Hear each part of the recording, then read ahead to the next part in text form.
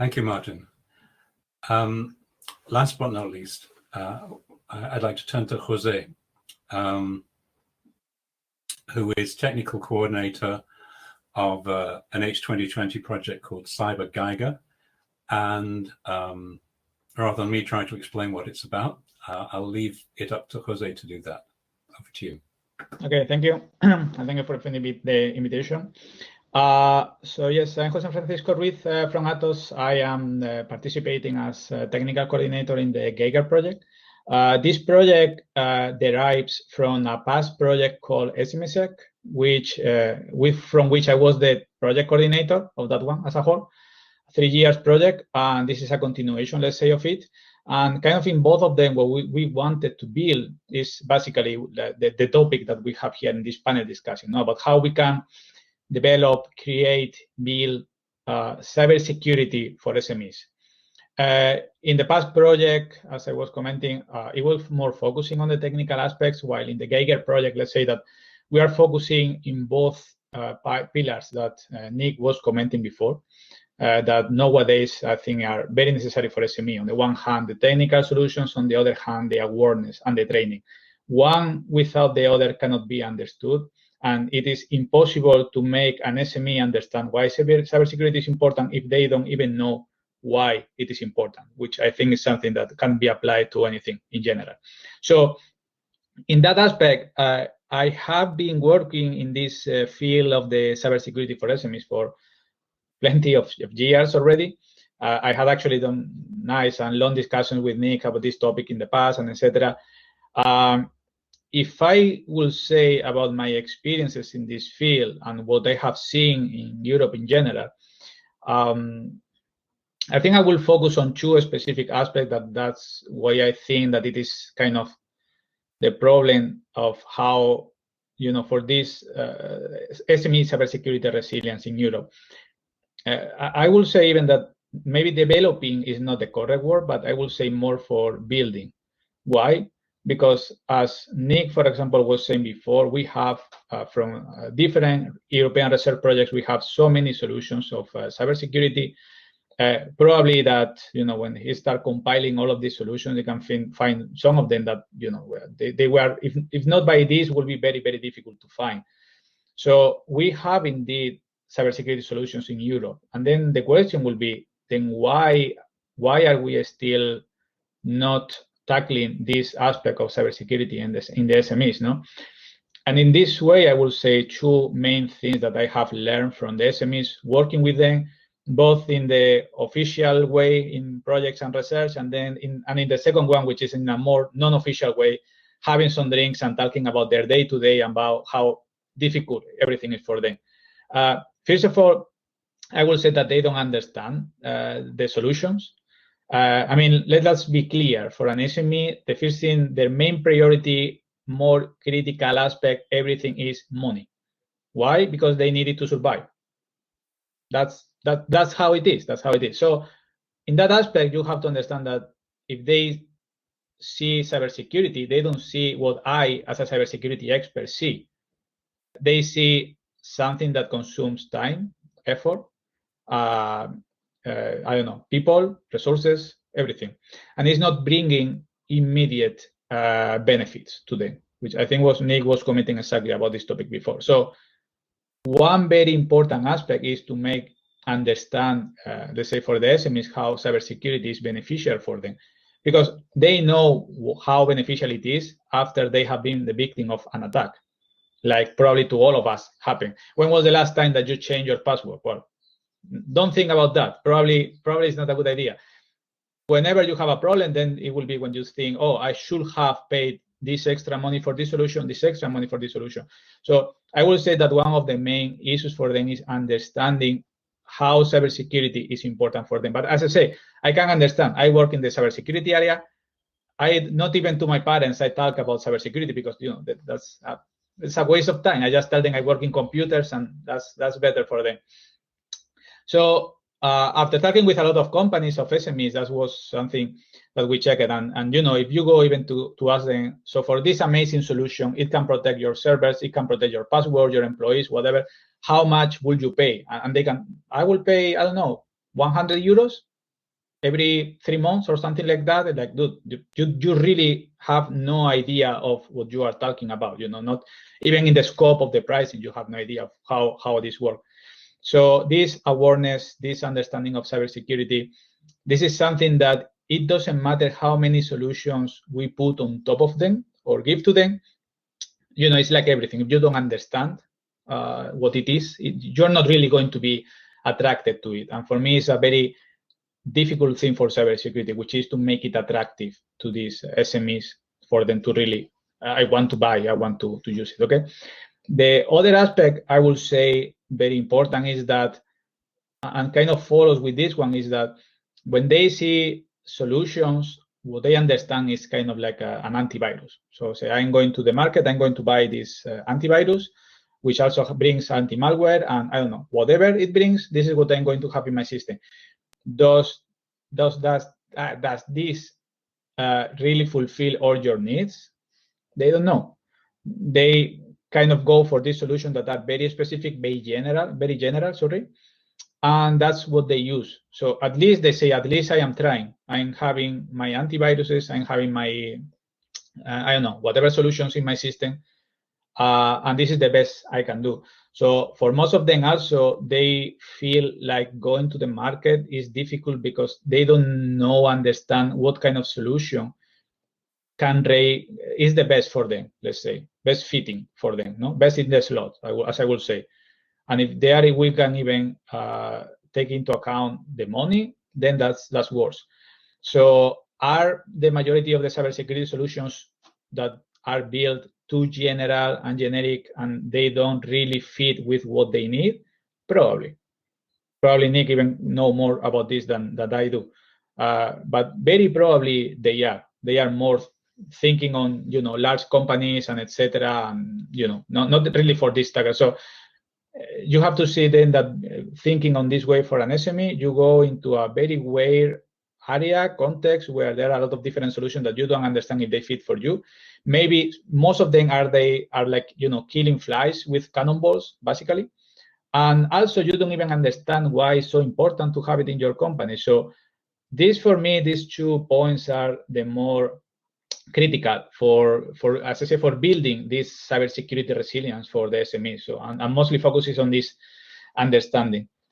Finally, I will comment that together with this, for the awareness that we were commenting before and etc., I think it's something that I don't know, maybe Martin has a better overview from the European point of view, but the awareness, I know when I was studying in the university, I had only one small, part for cybersecurity, and it was not the best, I mean, in terms of expertise.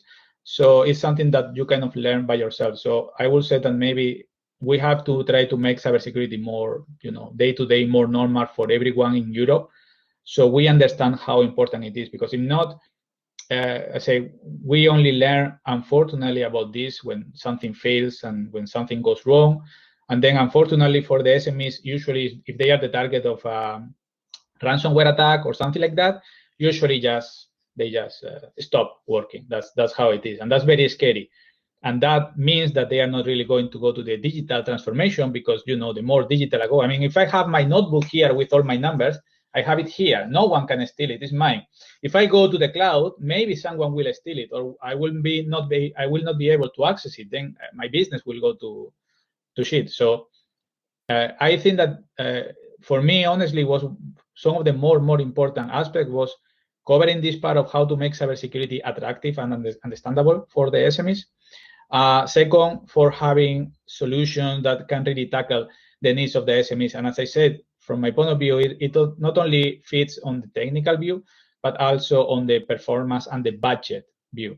And I say here with very big words, the budget part. When we were in this past project, and also now working even in Geiger, one of the use cases is a hairdresser. It's amazing talking with her about cybersecurity, because it's like very, very different. But of course, you then understand that your goal in this is, how can I make cybersecurity understandable for her? This translation, this way to try to go to this level to understand it is really important, and I will say very you have to do a lot of effort for that. We are so much used to the complex stuff in cybersecurity that whenever someone asks you, can you please explain to me in a simple way for me to understand, I think that's the more important one. And that's why I say that I see this problem of making people understand cybersecurity, because we have the experts here, we're working here, then the people of the SMEs are working in here. There is here this amazing gap. And I say, for me, it doesn't matter how many solutions you throw to this hole, it's not never going to get filled. So you have to build these bridges. That's why I was saying maybe building SME cybersecurity resilience is a more interesting topic. Well, that's my point of view, just to try not to consume a lot of time. Thank you, Jose.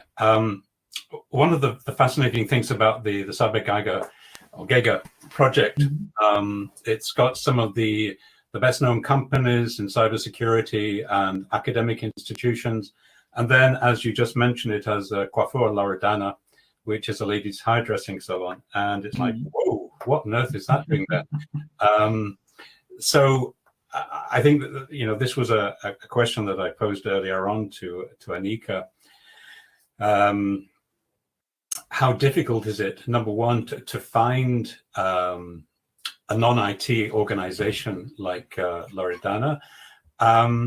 And how much effort did it take, never mind for them, but for you to bring them up to speed? And I'd be interested to know how they, the salon, I presume it's a micro SME, got involved in the project. Did you approach them, or? Well, I think that they were the hairdresser of one of the partners of the project. So it was one of the ideas. That's the best ideas always start with something simple like this. That was what I was thinking. Yeah. Yeah. So, but yeah, as I say, it's very challenging in the good way about how to make them involved. When we started contacting them for participating in the proposal, of course, it was like, why exactly do I need cybersecurity? They have, I think, they are like 2-3 people. I think there are like 3 people, and they have only one laptop, like a personal laptop for like an Excel file, whatever, and their phones for working here and there. So making them understand, but that let's say that your structure, your business structure is extremely common in the European Union. So your type of business is, I would say, one of the more common that exists right now. These small companies, 2, 3, 4, 5 people with, just only one laptop and not even having the antivirus. I remember my sister, when she was working with my father in a small company, she didn't even have an antivirus. I was like, dude, even Windows remind you every one and then to install an antivirus. It's not that complex.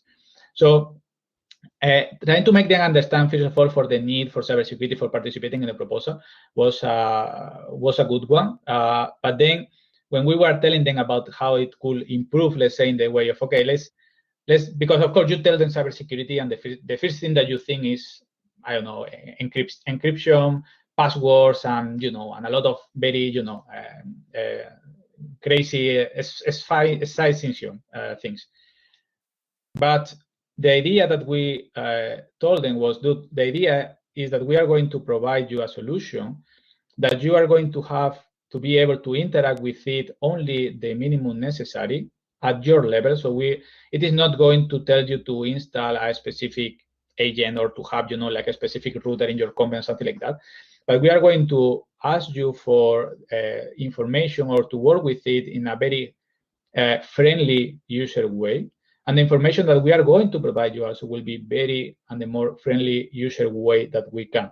So that way you can really benefit for it, because if they don't see what is the benefit from them, or if they think what way we are going to provide to them is something too complex to understand, then of course they will not be attracted. So we have to make them more see, we are going to provide you information about what is the status, or let's say the cybersecurity situation of your system company. And we also are going to be able to provide you recommendations about what will be the best cybersecurity, steps to make, like install maybe an antivirus or install this solution, try to make it automatized as much as possible. So then you can benefit from cybersecurity while you don't have to really take a lot of courses in order to understand a lot of different things.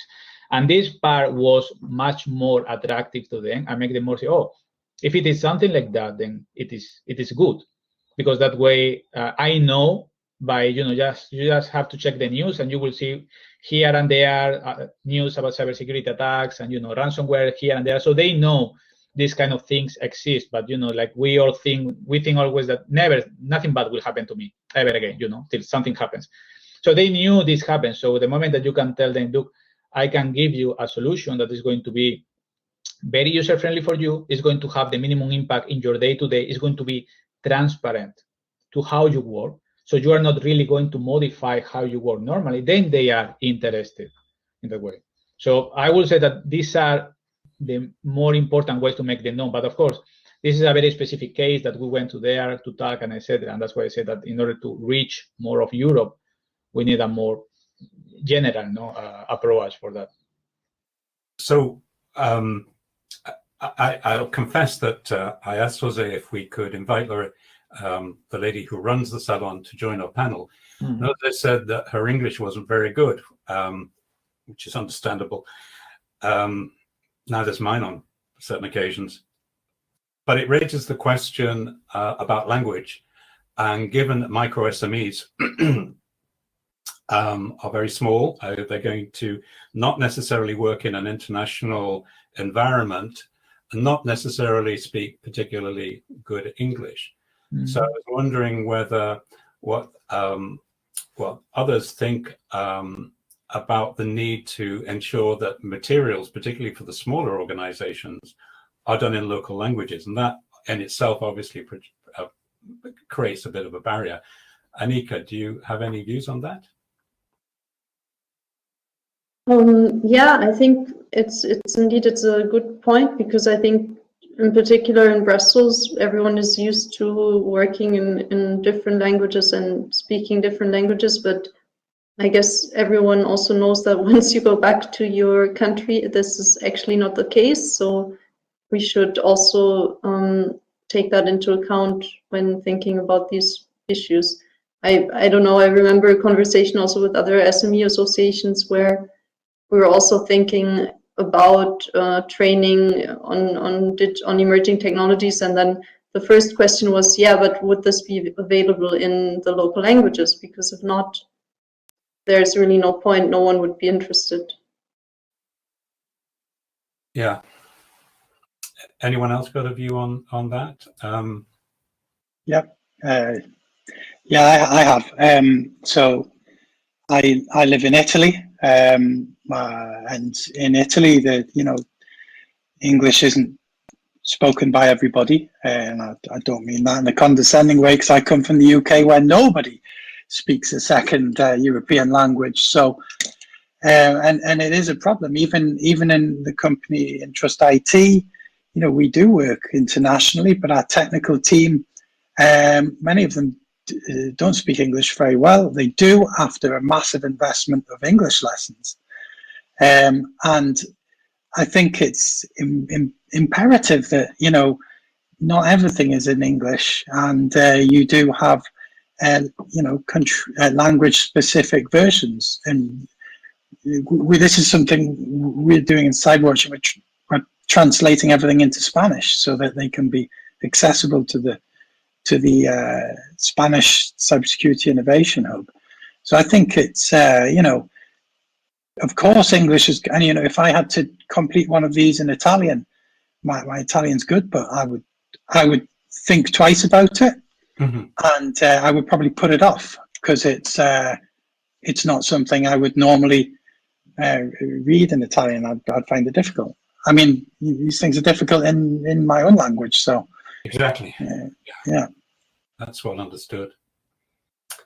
Another question that one of the questions that came up, maybe this is a good time to bring it up, is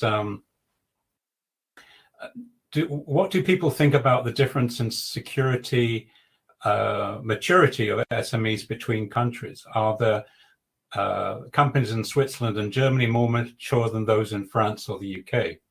those are just random countries that have been picked, obviously. But is there discernible level of a difference in maturity in cybersecurity amongst SMEs? And if so, is there a particular reason for that, do you think? Well, I don't know about the rest of what the other participants may have experience, but I was once participating in a collaboration project between Europe and Japan in terms actually of cybersecurity joint opportunities. And the result that we had was that the SMEs in Japan had exactly the same issues that the SMEs in Europe, exactly the same. So very difficult access to the market, very difficult to find solutions that fit, and the understanding of cybersecurity. So I don't know, maybe Nick or Annika that work on more in the European level, Martin know more about this, but at least I will say that compared with Japan, that you may think that they are more technological experts, they have exactly the same problem. It was very curious. Mm-hmm. Yeah, I think that's very interesting, and I think if you look regionally as well, not just within a thing, there's differences in behaviour and understanding in different regions as well in a country. I would imagine different levels of wealth, for example. These can all have an impact.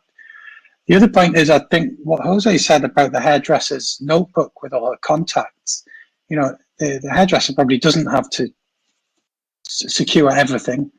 And, there's a nice analogy by John Davis from South Wales Cybersecurity Hub, and they do a lot of outreach work to non-IT communities. And he equates it to, security in a house. You can put a house alarm on your house, which could be disabled, but you don't secure everything. You don't secure your knives and forks. If they get stolen, it doesn't really matter. But you do secure your jewels and or whatever, the priceless things that you put in your safe. And it's, I think, making this general cyber security questions possibly not needed. I think companies need to realize what assets they have and make sure they are protected, like the hairdresser's notebook, which I think is a really nice example. That sounds like a good title for a novel, actually, The Hairdresser's Notebook. I'll bear it in mind. One of the things that has really struck home over the last year, 15 months, with this wretched virus, is the public information campaigns carried out by, well, here in the UK, but obviously in every country in Europe, which has been as the result of an emergency, the kind of thing that probably happened during wartime, which I can safely say none of us have experienced, thank God. But when something is really important, public information campaigns, particularly around health, and we had that with AIDS back in the 80s, governments step up to the plate and just reach out comprehensively across the board. Do we need to do something as radical as that, do you think? Do you think cybersecurity is a sufficient priority given the potential impacts on businesses and supply chains, both in the public and the private sector, that anything like that could ever come about? Would it work?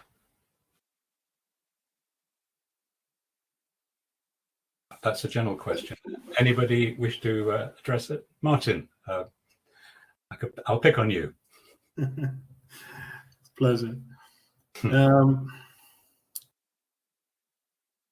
It makes me want to come back to something that has been touched upon earlier, which is the need to work through intermediaries. Mm-hmm. I think we have to recognize, the limitations of, what can be done in this particular space directly, by the public sector here in Europe, reaching SMEs.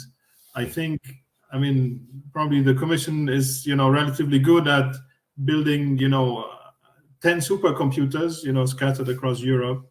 But if it's about reaching hundreds and thousands of SMEs in their local language, I think it's what has been mentioned before, to set the right framework and provide resources, but then to work through actors who are closer to the ground.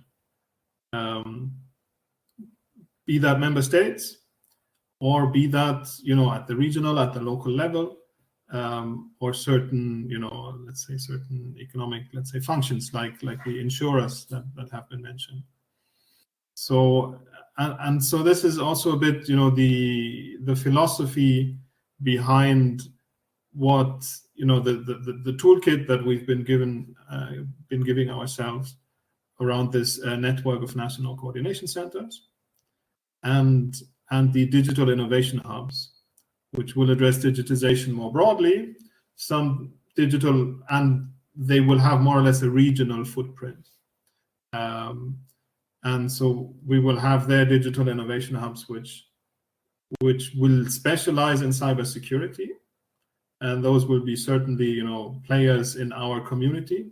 But we will also have other types of hubs, which advise SMEs in technology transfer and in digitization more broadly.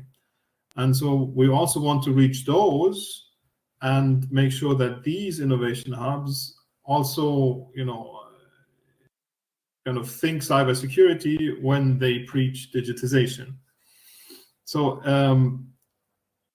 again, I think broadly speaking, the importance has been recognized, and I think the field is actually growing and becoming more complex, and different kinds of stakeholders are getting into this policy field, which is a good thing.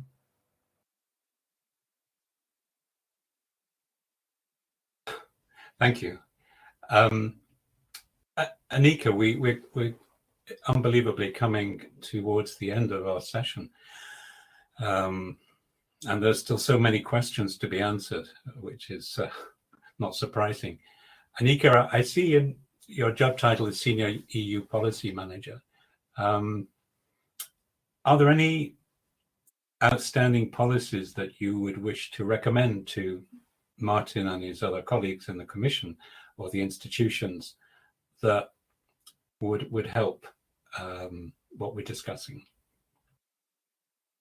Are there any recommendations that this is an opportunity in public to make a recommendation? An opportunity to do advocacy just in front of yeah, I think in terms of the cybersecurity, we did, of course, we have a few things we've been saying on the different proposals on the NIS directive, but also before that on the Cybersecurity Act. But what I still think is important, but I think Martin has also is taking that into account, is really to consider these different levels of digital maturity, and to, when you think about cybersecurity, to also take that into account. And I would also agree with the assessment that there are many actors at local level, for instance. I mean, it's interesting when you think about it, like sometimes a local municipality is organizing these trainings for older people not to pick up the phone when they get when they have a weird number, and not to give them their contact details or their bank account number. So these kind of things are happening in the offline world, and they're happening through different actors. And I think cybersecurity, we also need to look at it a little bit more like that. It's something that we all have to learn in a more holistic approach, because we're using digital tools in our daily lives. So yeah, that's more a general consideration. So nothing I'm advocating for right away. One point maybe I did want to mention, though, is that our our working group has been really active on translating some of the really complex standards that exist, like the ISO 27K, for instance, into a practical guide for SMEs. And we do think that these kind of activities are useful because they are tailored. The standards are usually developed for larger organizations, not for SMEs. So there needs to be some efforts to translate these heavy documents into more accessible guidelines and guides for SMEs. Yeah. Thank you, Anika. Martin was looking very relieved that you didn't come up with anything specific for him. So I need the ideas. Okay. But we'll do that offline, Anika. Yeah. Well, everybody's listening, Martin. So if you've got ideas, this is your man. So I think we should look to wrap up. And I'd just like to ask each of you in turn to give us very briefly some closing thoughts on the discussion and what ideas and thoughts you'd like to leave us with this evening. So I'll work in reverse order. Jose, would you like to kick off? Yeah, well, I think that it is good at least to know that we all agree and are in the same boat. Let's say that we are aware of how important it is for this cybersecurity for the SMEs. I think also that both, I will say, the European Commission, cybersecurity technology offering companies, and for end user, we also agree that we are, let's say, in the same point, that we know how important it is, and also we know that there are issues or that there exist some holes that we need to cover in order to be able to work together. Yeah, I will say that it is, from my point of view, is something that we have to keep going, keep working on that. It's not something that we are going to fulfill in 1 year. For to say, it's going to take more time, and indeed it's something that has to be rooted more, let's say, to the core of for society. Because if we really want to go for the goal of being a digital world, for to say digital Europe, digital companies, digital countries, digital people, we need the cybersecurity integrated naturally in all lives or lives in the day to day. So yeah, that will be. Thank you, Jose. Nick, do you want to give us some parting thoughts? Yeah, I think in Europe, 27 different member states, and I think the regions are very important. They're a very important gateway to different communities. I think that the competition, the network of national centers is very important, but I also think that the regions have a lot of local knowledge of the networks. They are very active in their communities, like Anna mentioned. Many SMEs work on a local network. They don't necessarily have customers everywhere. They work quite locally, so they probably trust their region, advice from their region, and these regions understand the geography, they understand the dynamics, and they can, the trickle-down effect of top-down regulations and educate these various communities. I think it's very important in not alienating communities.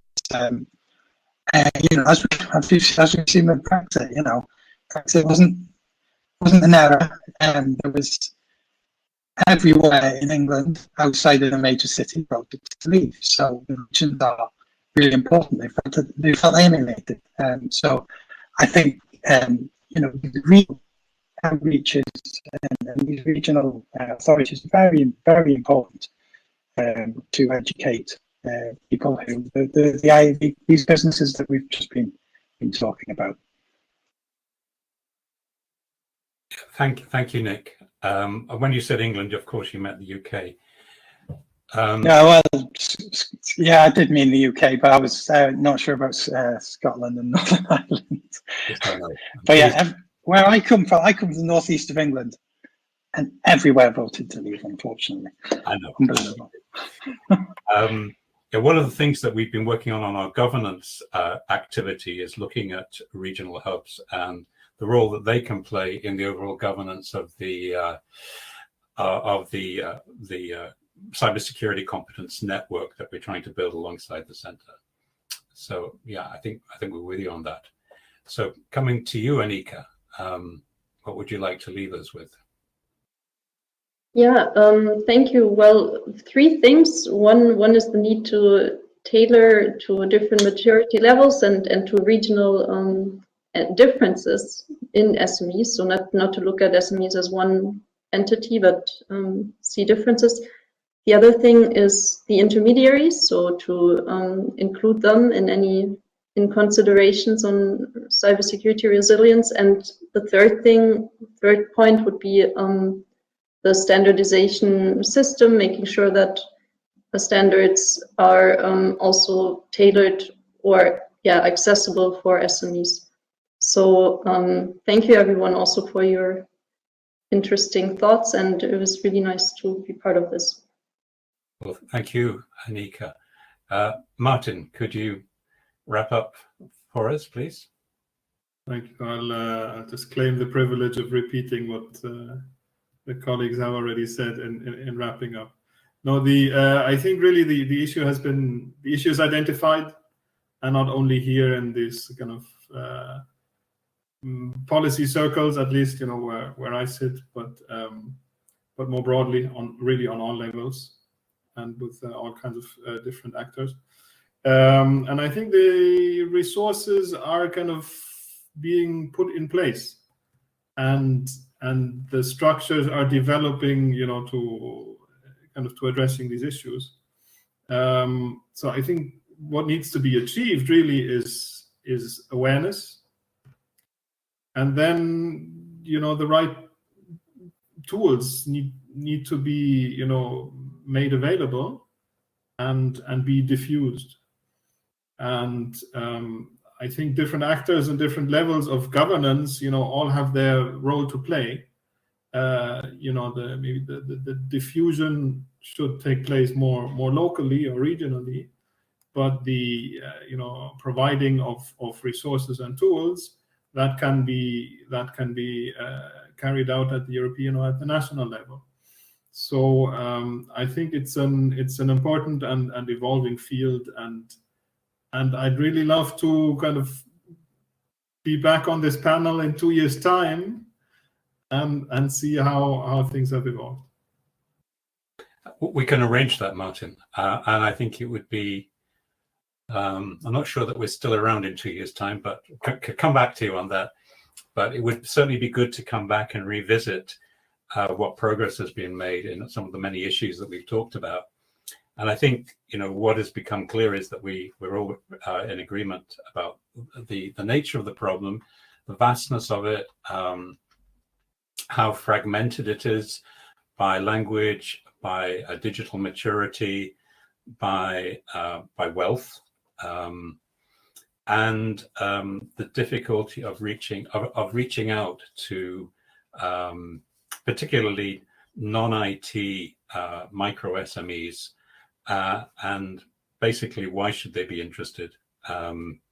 Working through intermediaries, which we touched upon several times, seems like it would make a lot of sense. And also this whole thing about the supranational, national, regional level of involvement makes a lot of sense. But the good news and the bad news is that there is a lot of work to be done. That's the bad news for SMEs, because there's an awful lot of people out there not being reached. But for the cybersecurity community, it's